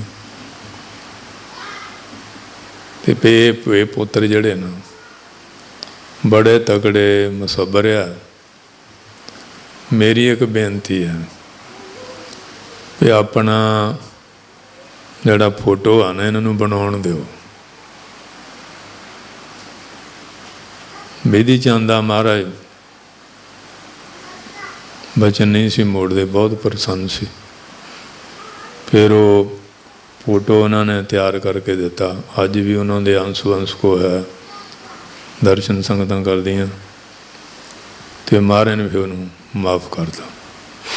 ਮਤਲਬ ਇਹ ਹੈ ਕਿ ਦੇਖੋ ਮਹਾਰਾਜ ਛੋਟੇ ਛੋਟੇ ਜੀਵ ਜੰਤਾਂ 'ਤੇ ਵੀ ਦਇਆ ਕਰਦੇ ਸੀ। ਦਇਆ ਧਰਮ ਕਾ ਮੂਲ ਹੈ, ਪਾਪ ਮੂਲ ਅਭਿਮਾਨ। ਤੁਲਸੀ ਦਇਆ ਨੂੰ ਛੋੜੀਏ, ਜਵਲਾ ਘਟ ਮੈਂ ਪ੍ਰਾਨ। 800 ਤੀਰਥ ਸਗਲ ਪੁਨ ਜੀ ਦਇਆ ਪ੍ਰਵਾਨ। ਹੁਣ ਹਰ ਬੰਦਾ ਨਹੀਂ ਕਰਦਾ। ਜਿਹੜੇ ਉਹ ਮਹਾਂਪੁਰਖ ਆ ਉਹ ਸਾਰਿਆਂ 'ਚ ਆਪਣੀ ਆਤਮਾ ਨੂੰ ਦੇਖਦੇ ਆ। ਇਸ ਕਰਕੇ ਜਿੰਨੇ ਵੀ ਜੀਵ ਜੰਤੂ ਆ ਉਹਨਾਂ ਸਾਰਿਆਂ ਦਾ ਹੀ ਉਹ ਭਲਾ ਸੋਚਦੇ ਹਨ। ਸਭ ਕਾ ਮਨ ਲੋਚ। ਔਰ ਸਾਰਿਆਂ ਦੇ ਭਲੇ ਦੀ ਉਹਨਾਂ ਦੇ ਮਨ 'ਚ ਲੋਚ ਇੱਛਾ ਹੁੰਦੀ ਹੈ, ਕਿਸੇ ਦਾ ਬੁਰਾ ਨਾ ਹੋਵੇ। ਕਿਉਂਕਿ ਜਦੋਂ ਆਤਮਾ ਗਿਆਨੀ ਬਣ ਜਾਂਦਾ, ਹੁਣ ਬਾਬਾ ਦਲੀਪ ਸਿੰਘ ਸਾਹਿਬ ਸੀਗੇ, ਕਿਤਨਾ ਦਿਆਲੂ ਸੁਭਾਅ ਸੀ। ਗੰਭੀਰ ਦਾ ਇਲਾਜ ਵੀ ਹੋਰ ਬਿਮਾਰੀਆਂ ਦੇ ਨਾਲ ਕਰਦੇ ਸੀ। ਅੱਜ ਤਾਂ ਹੁਣ ਬਹੁਤ ਸਾਧਨ ਹੋ ਗਏ ਨਾ, ਅੱਗੇ ਐਸੇ ਸਾਧਨ ਨਹੀਂ ਸੀ ਹੁੰਦੇ। ਅਤੇ ਗਲ ਜਾਂਦੇ ਸੀ ਜ਼ਖਮ। ਬੱਤੀਆਂ ਨਾਲ ਦਵਾਈਆਂ ਲਾ ਲਾ ਕਿਵੇਂ ਭਰਦੇ ਸੀ। ਰਾਜੀ ਕਈ ਰਾਜੀ ਹੋ ਗਏ।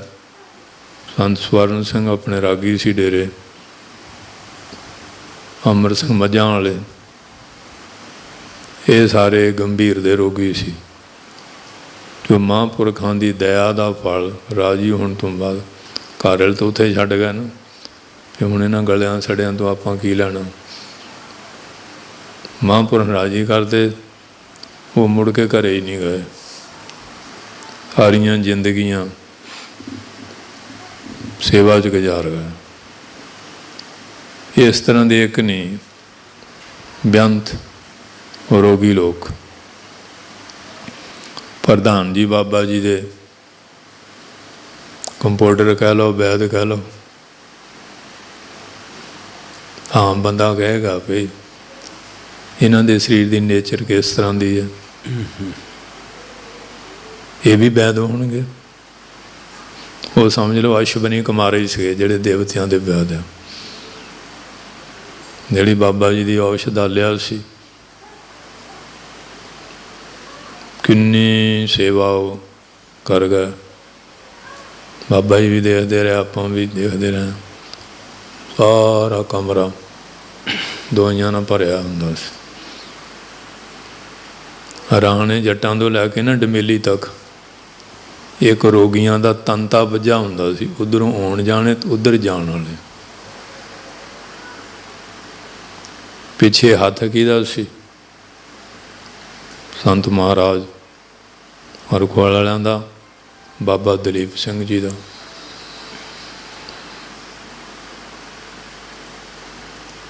ਇਹ ਕਿਰਪਾ ਹੁੰਦੀ ਹੈ, ਦਇਆ ਵਾਲਾ ਭਾਵ। ਇੱਕ ਵਾਰੀ ਮਹਾਰਾਜ ਕਹਿੰਦੇ ਬਾਬੇ ਬਿਹਾਲੇ ਵਾਲਿਆਂ ਨੂੰ ਵੀ ਸੰਤਾਂ ਦੀ ਤਾਂ ਉਮਰ ਮੁੱਕ ਗਈ ਹੈ, ਦਲੀਪ ਸਿੰਘ ਉਹਨਾਂ ਦੀ, ਬਾਬਾ ਦਲੀਪ ਸਿੰਘ ਦੀ ਪਰਉਪਕਾਰੀ। ਫਿਰ ਸਾਰੇ ਮਹਾਂਪੁਰਖਾਂ ਨੇ ਆਪਣੀ ਉਮਰ 'ਚੋਂ ਉਹਨਾਂ ਨੂੰ ਉਮਰ ਦਿੱਤੀ। ਵੀ ਇਹ ਹੋਰ ਸੇਵਾ ਕਰਨ। ਦੇਖ ਲਓ ਬ੍ਰਹਮ ਗਿਆਨੀ ਹਨ, ਹਰ ਵੇਲੇ ਸੇਵਾ ਵਾਲਾ ਭਾਵ, ਦਇਆ ਵਾਲਾ ਭਾਵ ਮਹਾਂਪੁਰਖਾਂ ਦੇ ਇਹ ਵਿੱਚ ਹੁੰਦਾ ਹੈ। ਕਿਉਂਕਿ ਭਗਵਾਨ ਬੁੱਧ ਕਹਿੰਦੇ ਇੱਕ ਬਿਮਾਰ ਨੂੰ ਰਾਜੀ ਕਰ ਦਿਓ 60 ਸਾਲ ਦੀ ਤਪੱਸਿਆ ਦੇ ਬਰਾਬਰ ਆ। ਕਿਉਂਕਿ ਬਿਮਾਰ ਆਦਮੀ ਕੁਝ ਵੀ ਨਹੀਂ ਕਰ ਸਕਦਾ, ਉਹਦਾ ਭਜਨ ਵੀ ਬਿਮਾਰੀ ਦਾ ਹੀ ਹੋ ਜਾਂਦਾ ਹਰ ਵੇਲੇ। ਜਿਹੜਾ ਤੰਦਰੁਸਤ ਬੰਦਾ ਉਹ ਹਰ ਪੱਖ ਵਿੱਚ ਕਾਮਯਾਬ ਹੁੰਦਾ। ਇਸ ਵਾਸਤੇ ਤੰਦਰੁਸਤੀ ਜਿਹੜੀ ਹੈ ਉਹ ਬੜੀ ਜ਼ਰੂਰੀ ਹੈ। ਇਸ ਕਰਕੇ ਮਹਾਰਾਜ ਕਹਿੰਦੇ ਉਹਨਾਂ ਦੇ ਮਨ 'ਚ ਹਰੇਕ ਜੀਵ ਜੰਤੂ ਦੇ ਉੱਤੇ ਦਇਆ ਵਾਲਾ ਭਾਵ, ਸਭ ਦਾ ਭਲਾ ਸੋਚਦੇ ਹਨ। ਪਰ ਉਪਕਾਰ ਨਿਤ ਚਿਤਵਤੇ, ਹਮੇਸ਼ਾ ਹੀ ਪਰਉਪਕਾਰ ਸੋਚਦੇ ਰਹਿੰਦੇ। ਹੁਣ ਬਾਬੇ ਰਾਗਾ ਸੁਣੀ ਆਏ, ਬਾਬਾ ਹਰਵੰਸ ਸਿੰਘ ਆਏ,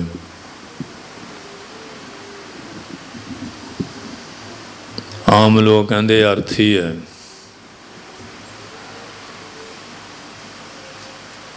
ਪਰ ਮਹਾਂਪੁਰਖਾਂ ਦੀ ਸ਼ਰਨ ਨਾਲ ਹੁਣ ਕਿੰਨੀ ਕਿੰਨੀ ਵਿਦਿਆ, ਕਿੰਨੇ ਗੁਣ, ਕਿੱਡੀਆਂ ਕਿੱਡੀਆਂ ਸੇਵਾ ਮਹਾਰਾਜ ਨੇ ਉਹਨਾਂ ਤੋਂ ਕਰਵਾ ਦਿੱਤੀਆਂ। ਪਿੰਗਲ ਪਰਬਤ ਪਾਰ ਪਰੇ, ਆਮ ਧਾਰਨਾ ਵਿੱਚ ਪਿੰਗਲਾ ਪਹਾੜ ਚੜ੍ਹ ਜਾਏ, ਉਹ ਗੱਲ ਹੈ। ਪਿੰਗਲ ਪਰਬਤ ਪਾਰ ਪਰੇ ਹਰ ਚਤੁਰ ਕੀਤਾ, ਅੰਦਲੇ ਧਰਮ ਸੋਜਾ ਗੁਰ ਭੇਟ ਪਨੀਤਾ, ਮਹਿਮਾ ਸਾਧੂ ਸੰਕੀ ਸੁਨੋ ਮੇਰੇ ਮੀਤਾ, ਮੈਲ ਖੋਈ ਕੋਟ ਅਗ ਹਰੇ, ਨਿਰਮਲ ਪੈ ਚੀਤਾ, ਐਸੀ ਭਗਤ ਗੋਬਿੰਦ ਕੀ ਕੀਟ ਹਸਤੀ ਜੀਤਾ। ਕਈ ਵਾਰੀ ਜਿਹੜੇ ਬੰਦੇ ਪੂਰੇ ਰਿਸ਼ਟ ਪੁਸ਼ਟ ਆ ਉਹ ਵੀ ਇੰਨੀ ਸੇਵਾ ਨਹੀਂ ਕਰ ਸਕਦੇ, ਪਰ ਜੇ ਉਹਦੀ ਕਿਰਪਾ ਹੋ ਜਾਏ ਤੇ ਕਮਾਲ ਦੀ ਗੱਲ ਹੀ ਹੈ। ਹੈਰਾਨ ਹੋ ਜਾਈਦਾ ਵੀ ਐਸਾ ਵੀ ਹੋ ਸਕਦਾ ਹੈ, ਪਰ ਜੋ ਕਿਰਪਾ ਕਰਦੇ ਤੇ ਉਹ ਕਰਵਾ ਦਿੰਦੇ ਆ। ਇਸ ਕਰਕੇ ਪਰਉਪਕਾਰ ਨਿਤ ਚਿਤਵਤੇ। ਜਦੋਂ ਭੁੱਲਾਰਾਈ ਤੋਂ ਬਾਬਾ ਜੀ ਕੋ ਰਾਗਾ ਸਿੰਘ ਜੀ ਬਾਬਾ ਸਾਹਿਬ ਨੂੰ ਛੱਡ ਕੇ ਗਏ ਮਹਾਰਾਜ ਹਰਖਵਾਲ ਵਾਲੇ, ਉਹ ਕਹਿੰਦੇ ਇਹਦਾ ਬਹੁਤ ਵੱਡਾ ਗੰਧਾਰਵ ਹੋਊਗਾ। ਮਹਾਰਾਜ ਨੇ ਬਚਨ ਕਰਤਾ, ਅਤੇ ਬਚਨ ਵਿੱਚ ਦਇਆ ਲਓ। ਦੁਨੀਆ ਦਾ ਕੋਈ ਐਸਾ ਸਾਜ਼ ਨਹੀਂ ਜਿਹਨੂੰ ਉਹ ਨਹੀਂ ਸੀ ਵਜਾ ਸਕਦੇ। ਕਿਰਪਾ ਦੀ ਗੱਲ ਹੈ। ਇਸ ਵਾਸਤੇ ਦ੍ਰਿਸ਼ਟੀ ਜਿੱਥੇ ਵੀ ਮਿਹਰ ਦੀ ਕਰ ਦਿੰਦੇ। ਬ੍ਰਹਮ ਗਿਆਨੀ ਕੀ ਦ੍ਰਿਸ਼ਟ ਅੰਮ੍ਰਿਤ ਵਰਸ, ਅੰਮ੍ਰਿਤ ਵਰਸਦਾ ਬਚਨ, ਅੰਮ੍ਰਿਤ ਰੂਪੀ ਝਰਨੇ ਫੁੱਟਦੇ ਆ। ਇਸ ਵਾਸਤੇ ਮਹਾਰਾਜ ਕਹਿੰਦੇ ਆ ਕਿ ਉਹ ਹਮੇਸ਼ਾ ਪਰਉਪਕਾਰ ਹੀ ਚਿਤਵਦੇ ਹਨ ਅਤੇ ਕਿਸੇ ਪ੍ਰਕਾਰ ਦੀ ਸੋਚ ਚਿੰਤਾ ਨਹੀਂ ਕਰਦੇ, ਹਰ ਵੇਲੇ ਪਰਉਪਕਾਰ ਹੀ ਕਰੀ ਜਾਂਦੇ ਹਨ। ਨਾਹੀਂ ਕਛ ਪੋਚ, ਤੇ ਨਾ ਕਿਸੇ ਤਰ੍ਹਾਂ ਦਾ ਪੋਚ, ਬਨਾਵਟ ਜਾਂ ਦਿਖਾਵਾ ਕਰਦੇ। ਜੋ ਕਰਦੇ ਆ ਅੰਦਰੋਂ ਬਾਹਰੋਂ ਭੇਜ ਕੇ ਕਰਦੇ ਆ।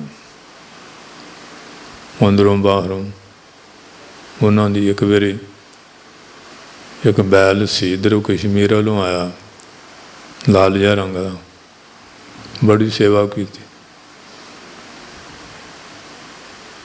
ਬਹੁਤ ਸੇਵਾ ਕੀਤੀ, ਹਲ ਵਾਹੁੰਦਾ ਰਿਹਾ ਖੇਤੀ, ਸਰੀਰ ਤਿਆਗ ਗਿਆ।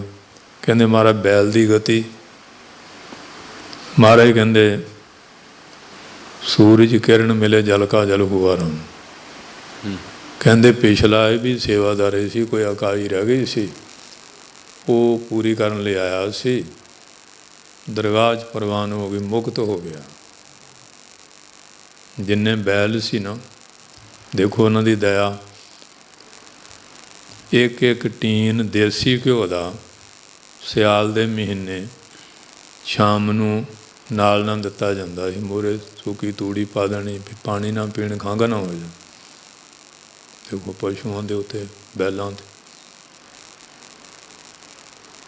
ਇੱਕ ਇੱਕ ਟੀਨ ਘਿਓ ਦਾ, 16 ਸਿਰ ਪੱਕਾ। ਇਹ ਖੇਤੀ ਕਰਦੇ ਆ ਗੁਰੂ ਘਰ ਦੀ, ਤੁਸੀਂ ਖਾਈ ਜਾਂਦੇ ਆ। ਅਤੇ ਇਹ ਵੀ ਰਿਸ਼ਟ ਪੁਸ਼ਟ ਹੋਣਗੇ ਤਾਂ ਹੀ ਵਧੀਆ ਖੇਤੀ ਕਰਨਗੇ ਨਾ।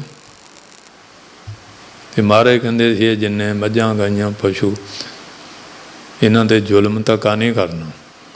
ਇਹ ਪਿਛਲੇ ਮਹਾਰਾਜ ਦੇ ਸੇਵਾਦਾਰ ਆ, ਕੋਈ ਇਕਾਈ ਰਹੀ ਹੈ, ਹਿਸਾਬ ਕਿਤਾਬ ਮੁਕਾਉਣ ਲਈ ਆਏ ਹੈ। ਇਹਨਾਂ 'ਤੇ ਜ਼ੋਰ ਜ਼ੁਲਮ ਨਹੀਂ ਕਰਨਾ। ਪਰ ਸਾਡੀ ਸੋਚ ਫਿਰ ਕਈ ਵਾਰੀ ਛੋਟੀ ਹੁੰਦੀ ਨਾ, ਅਸੀਂ ਆਪਣੀ ਸੋਚ ਨਾਲ ਸੋਚਦੇ, ਮਹਾਂਪੁਰਖਾਂ ਦੀ ਆਪਣੀ ਸੋਚ ਹੁੰਦੀ। ਐਵੇਂ ਲੈ ਮਹਾਰਾਜ ਬੋਲਦਾਂ ਨੂੰ ਕੀ ਖਿਲਾਈ ਜਾਂਦੇ ਆ, ਵੀ ਸੇਵਾਦਾਰਾਂ ਨੂੰ ਖਾਣ ਨੂੰ ਦਿਆ ਕਰ, ਵੀ ਸੇਵਾਦਾਰਾਂ ਨੂੰ ਦਿੰਦੇ ਨਹੀਂ, ਬੋਲਦਾਂ ਨੂੰ ਖਿਲਾਈ ਜਾਂਦੇ ਆ। ਉਹਨੇ ਉਹ ਬੋਲਦਾਂ ਨੂੰ ਘਿਓ ਬੰਦ ਕਰਤਾ। ਮਹਾਰਾਜ ਜਾਣ ਸੀ, ਡੇਰੇ ਆਉਣੋਂ ਹਟ ਗਏ, ਡਮੇਲੀ ਆਉਣਾ ਅਤੇ ਚਲੇ ਜਾਣਾ। ਉਜਲੇ ਬਾਬਾ ਜੱਗਾ ਸਿੰਘ, ਸੰਤ ਬਾਲ ਸਿੰਘ, ਜਹਰ ਜਨ ਪਤਾ ਲੱਗਾ ਮਹਾਰਾਜ ਆਏ ਆ, ਕਿ ਨਾਰਾਜ਼ ਹੋ ਗਏ, ਆਉਂਦੇ ਹੀ ਨਹੀਂ, ਉੱਧਰ ਨੂੰ ਚਲੇ ਜਾਂਦੇ। ਉਹ ਇਕੱਠੇ ਹੋ ਕੇ ਡਮੇਲੀ ਆ ਗਏ, ਅਤੇ ਮਹਾਰਾਜ ਹੁਣ ਤੁਸੀਂ ਆਉਂਦੇ ਨਹੀਂ, ਅਤੇ ਲੰਗਰ ਵੀ ਤਾਂ ਘਿਓ ਆਉਣਾ ਬੰਦ ਹੋ ਗਿਆ, ਸੁੱਕਾ ਹੀ ਕੰਮ ਚੱਲਦਾ। ਉਹ ਜਾਣ ਕਹਿੰਦੇ ਬੈਲਾਂ ਨੂੰ ਘਿਓ ਦਿੱਤਾ ਸੀ, ਹੁਣ ਕੀ ਦੱਸਣ। ਕਹਿੰਦੇ ਤੁਸੀਂ ਬੇਜ਼ਬਾਨਿਆਂ ਦਾ ਬੰਦ ਕੀਤਾ, ਰੱਬ ਨੇ ਤੁਹਾਡਾ ਬੰਦ ਕਰਤਾ। ਗੱਜ ਕੇ ਬੋਲੋ।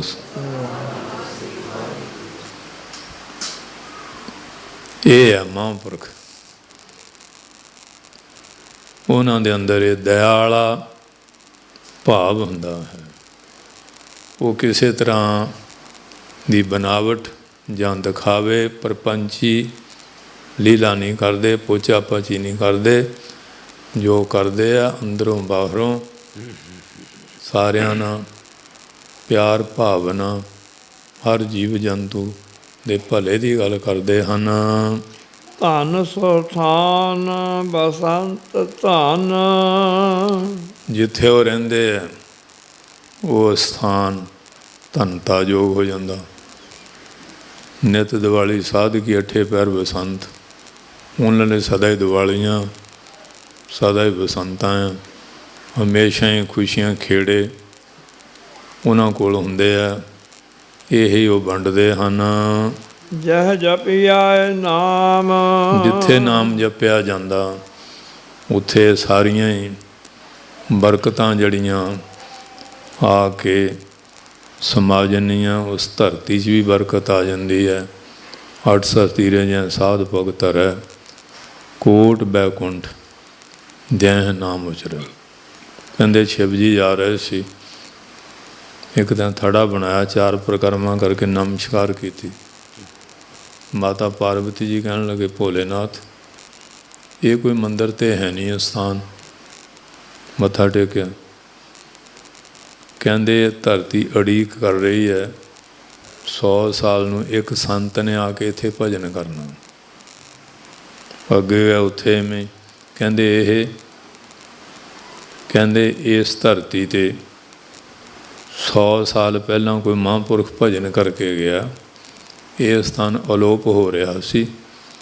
ਅਸੀਂ ਨਿਸ਼ਾਨ ਕਾਇਮ ਕਰਦੇ ਹਾਂ ਕਿ ਤਪੋ ਭੂਮੀ ਕਾਇਮ ਰਹੇ। ਜਿੱਥੇ ਵੀ ਭਜਨ ਕਰਦੇ ਹੈ, ਬੈਕੁੰਠ ਨਗਰ ਜਹਾਂ ਸੰਤ ਵਾਸਾ, ਜਿੱਥੋਂ ਨਿਵਾਸ ਕਰਦੇ ਹੈ ਉਹ ਧਰਤੀ ਬੈਕੁੰਠ ਬਣ ਜਾਂਦੀ ਹੈ। ਕਥਾ ਕੀਰਤਨ ਹਰ ਅਤ ਕਨਾ, ਅਤ ਸਹਿ ਕਨਾ ਬਹੁਤ ਗਾੜੇ ਢੰਗ ਨਾਲ ਉਹ ਕਥਾ ਕੀਰਤਨ ਕਰਦੇ ਕਰਾਉਂਦੇ ਹਨ। ਸੁਖ ਸਹਿਜ ਵਿਸਰਾਮ, ਫਿਰ ਸਹਿਜ ਅਵਸਥਾ ਦੀ ਪ੍ਰਾਪਤੀ ਤੋਂ ਬਾਅਦ ਉਹਨਾਂ ਨੂੰ ਆਤਮਿਕ ਰੂਹਾਨੀ ਜਿਹੜਾ ਸੁੱਖ ਪ੍ਰਾਪਤ ਹੋ ਜਾਂਦਾ, ਉਸ ਸੁੱਖ ਨੂੰ ਗਾਹਾਂ ਵੀ ਵੰਡਦੇ ਹਨ। ਮਨ ਤੇ ਕਦੇ ਨਾ ਵਿਸਰਾਏ, ਉਹਨਾਂ ਦੇ ਮਨ 'ਚੋਂ ਪਰਮਾਤਮਾ ਦਾ ਨਾਮ ਕਦੇ ਵੀ ਭੁੱਲਦਾ ਨਹੀਂ ਹੈ। ਅਨਾਥ ਕੋ ਨਾਥ, ਅਨਾਥਾਂ ਦੇ ਨਾਥ ਬਣ ਜਾਂਦੇ। ਬਾਬਾ ਗੁਰਮੁਖ ਸਿੰਘ ਜੀ ਹੋਏ ਨਾ, ਉਹ ਜਿੰਨੇ ਪ੍ਰਸ਼ਾਦੇ ਵੱਜ ਜਾਂਦੇ ਸੀ, ਕੂਕਰਾਂ ਨੂੰ ਪਾਉਣੇ, ਭੋਰਾ ਕਰਕੇ ਪੰਛੀਆਂ ਨੂੰ ਪਾਉਣਾ। ਅੱਜ ਵੀ ਉਹਨਾਂ ਦੇ ਸੰਪਰਦਾਵਾਂ 'ਚ ਰਿਵਾਜ ਹੈਗੇ ਆ। ਅਤੇ ਸਾਡੀ ਸੋਚ ਫਿਰ ਘਟੀਆ ਹੁੰਦੀ ਹੈ। ਕਹਿੰਦੇ ਲਓ ਜੀ ਬਾਬੇ ਪਹਿਲਾਂ ਤਾਂ ਗਜਾ ਕਰਕੇ ਪ੍ਰਸ਼ਾਦੇ ਲਿਆਉਂਦੇ ਆ, ਫਿਰ ਕੁੱਤਿਆਂ ਨੂੰ ਪਾਈ ਜਾਂਦੇ ਆ।